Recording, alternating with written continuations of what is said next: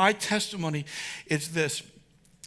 I was in late elementary, and I was sitting in the back of the pews in this old traditional church, messing around like the missionary kids normally did.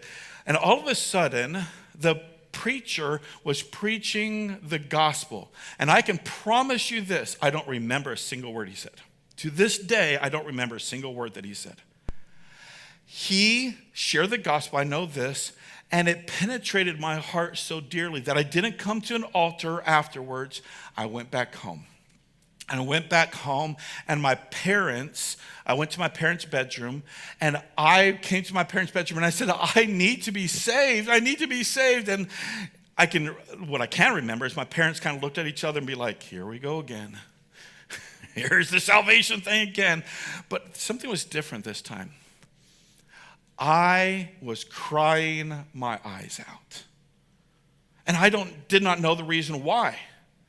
Because many times I was praying that I don't go to hell, or praying that if I die, I go to heaven. I wanted to make my parents happy. Plenty of those salvation moments, if you want to call that salvation. But this time was different. It reached my heart. Not just my intellect, not just my religion, but my heart. And I remember it like it was yesterday. I remember I bawled my eyes out, and my parents, even if they rolled their eyes, bent down, prayed for me. And I believe that was my day of salvation. Now, I had many other praying the prayer type of things, which, by the way, the prayer does not save you. But the reason I mentioned that is because of that crying moment, I recognized who my first love is, and it's Jesus. And when he pulled my heart out of my despair and sin, I recognized that I have a loving Father that so loves me.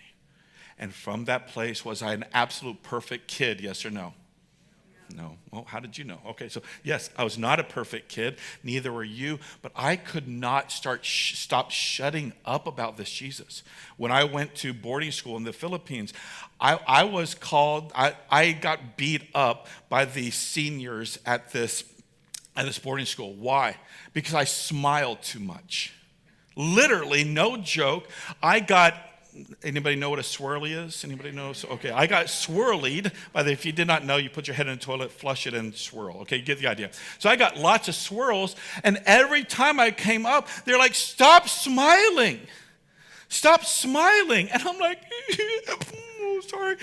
Why was I smiling? Because just that last year, I met Jesus, my first love. And to this day, I have not been perfect, and neither will you be. But I can remember back to my first love. And I'm here to tell you, I wish I was back then now. Smiling in the middle of my despair, smiling in the middle of whatever's happening in the world, smiling in the midst of dealing with you guys, smiling, because once I was lost, but I was found. Once I was blind, but now I saw. And this is what he's saying, remember back. How about you? Do you remember back to your first love?